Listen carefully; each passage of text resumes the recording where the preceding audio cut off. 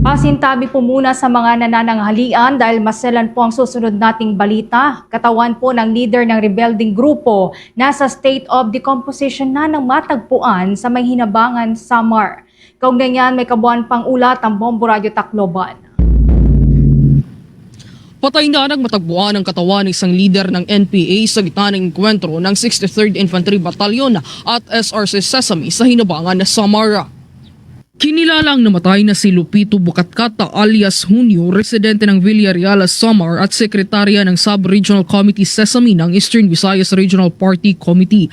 Ayon kay 8th Infantry Division Philippine Army Division Public Affairs Office sa Captain Christopher Tataro, hinihinalaang noon pang Pebrero 25 namatay si alias Junio sapagkat bago ito natagpuan ay nagkaroon muna ng enkwentro sa pagitan ng 63rd Infantry Battalion at SRC Sesame sa naturang lugar.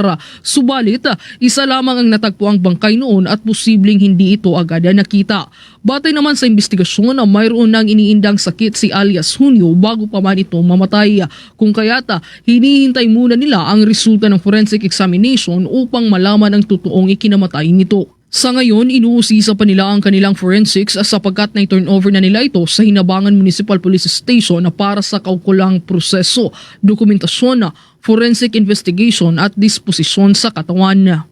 Araw naman, so March 14, nagkaroon naman po ng enkwentro sa pagitan ng 63rd Infantry Battalion and dito naman sa members ng Sub-Regional Committee Sesame sa Hinabangan, Samar.